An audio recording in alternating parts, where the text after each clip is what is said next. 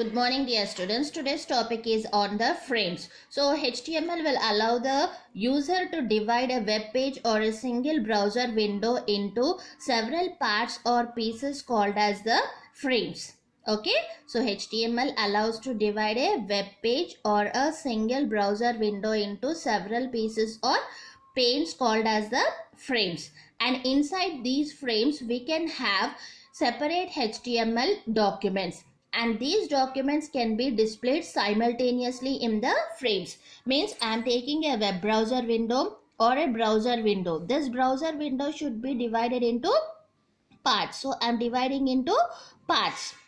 These parts are nothing but called as the frames, and inside each frame I can display different HTML documents. That documents can contain the images, audio, video files, etc. Anything can be stored onto the files. So if we divide a web page into small parts or pieces, then it is called as the frames.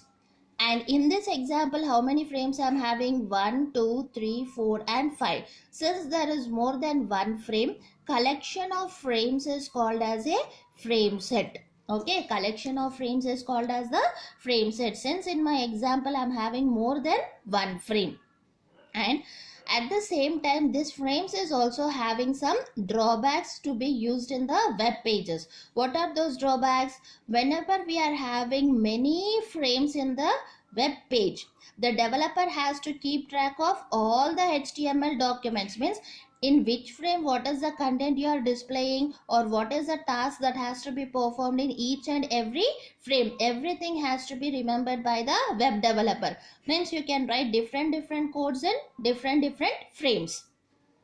Second one is, if you want to take the printout of a web page, then it is not possible. It is difficult to take the entire web page as a printout at a one single time.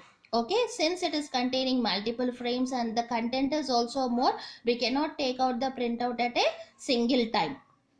Next one is, users often dislike them. Okay, users often dislike them because it is containing multiple frames, and multiple frames are containing different types of information. So all the users might not be able to understand it. So they might get confused and they are not able to understand it. The next point is, it has a linking challenges. Means in this, if I have some contents to be displayed, this frame is linked to the second one is linked to the third one may be linked to the fourth one. Likewise, there is a linking between the one frame and the another frame. And the last disadvantage is, web browsers do not support frames. So most of the web browsers do not support the concept of frames. So if we use the frames, the frame window looks as an attractive manner, and at a single time we can display multiple HTML documents simultaneously. But at the same time we are having some drawbacks. What are the drawbacks that we have discussed?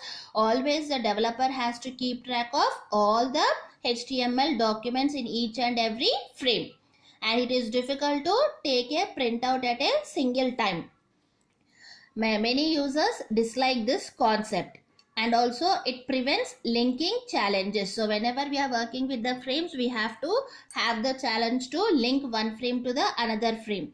And the last disadvantage is, most of the browsers doesn't support the concept of the frames.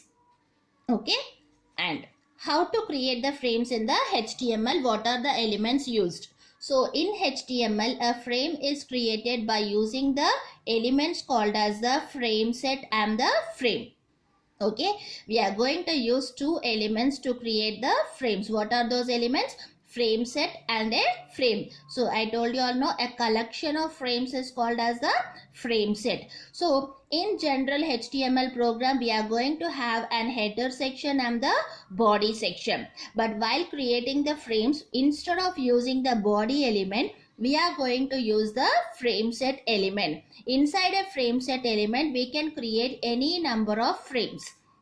Okay, so while creating the frames, the first element that has to be used is the frame set element. Inside the frame set element, we have to use the frame. Okay, and this frame set element contains an attributes called as the rows or the columns. Okay, the frame set element contains the rows or the columns. And in HTML, frames can be created in two ways, that is the vertical frames as well as the horizontal frames. Okay, two types of frames can be created. They are called as the vertical frames or the horizontal frames. Coming to the syntax, here we have the first element. So instead of using the body element, we have to use the frame set element.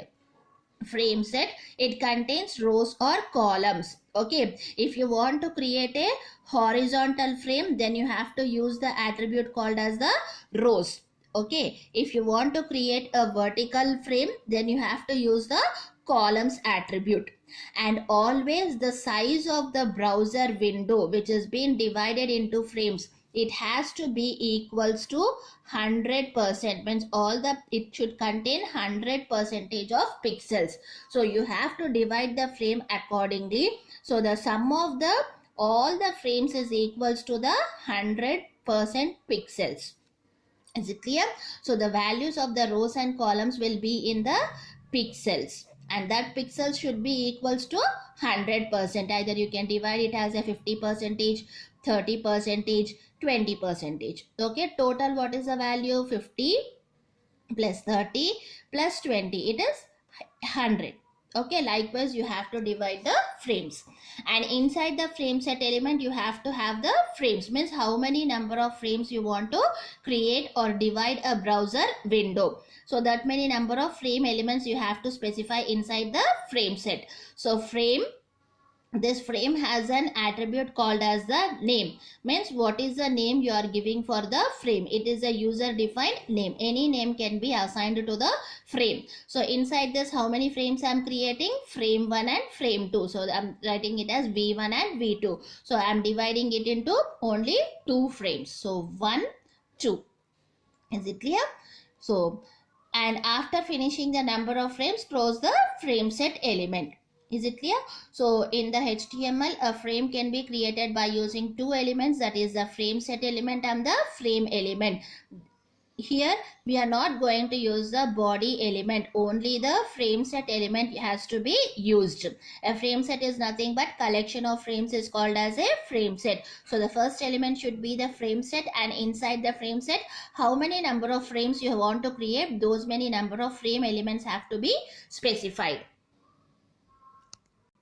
Now we shall discuss how to create the vertical frames. So the first element to be used is the frame set. What type of frame I am creating? Vertical frame. So when we are creating the vertical frames, the attribute used is the columns. Here what I am doing, I am dividing the frames into 30%, 40% and the 30%. So what is the total? 30 plus 40, 70, 70 plus 30 is the 100. So it should be equals to 100% of the screen width.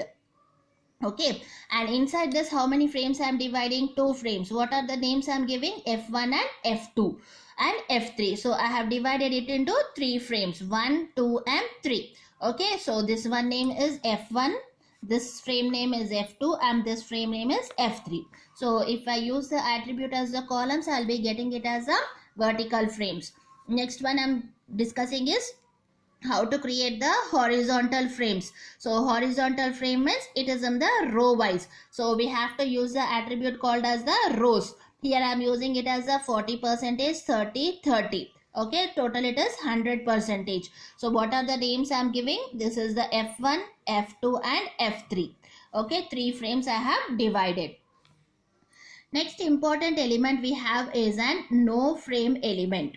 Okay, so in the drawbacks we have discussed that some of the browsers might not support the concept of no frames, or it might not support the concept of frames. So whenever you are executing your program in any browser, either it might be an Internet Explorer, it might be a Mozilla Firefox, or it might be a Opera. Okay, all the browsers may not support the concept of frames, but you are executing a program. You haven't got any output, only you have got a blank window. Okay, only a blank window is being displayed. No information is being displayed also. So seeing this, what we think that we have done some mistake in the program and we are not obtaining the output.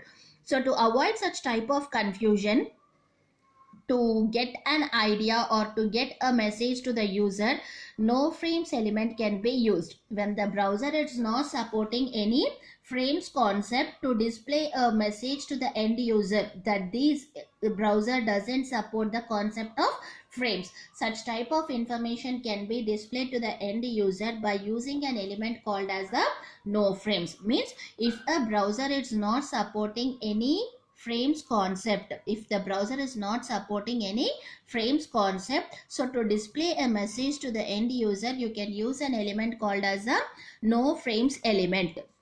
Okay, and this no frames element should be used inside the frame set element. Okay, the no frames element should be used inside the frame set element itself. Now see, so here I am using the frame set rows or columns. It should be total of 100%. Divide it into 100%. How many frames I am dividing? 2 frames. Frame name is equals to V1. Frame name is equals to V2. So after defining the number of frames, immediately the element that should be used is the no frames. Inside this no frames, you can use the body element to display the content. Like this browser window doesn't support the concept of frames. Close the no frames element and close the frame set element. So this no frames element can be used in any of the frames program. Okay, if the browser doesn't support the frames, then automatically it is going to display a message to the end user. So here I am taking an example of frame set rows is equals to 30%, 40% and 30%. So into how many frames I am dividing it? Into 3 frames I am dividing. So 1, 2 and 3.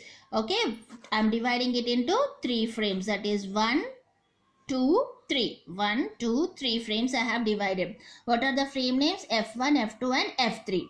And here I am using an element called as the no frames. Inside this, what is the content I am displaying? This browser doesn't support the concept of frames. Means whenever my program is executed, if the frames are not being displayed, then it displays a message to the end user saying that this browser doesn't support the concept of frames. Next, we shall understand the attributes of the elements frame set as well as the frame. So as we have discussed, the frame set has only two attributes, that is called as the columns as well as the rows. Okay, it takes the value in the form of pixels or in the form of percentages. Okay, columns is used to create a vertical frame, rows is used to create a horizontal frame, and the values of the rows is also in pixels or in percentages.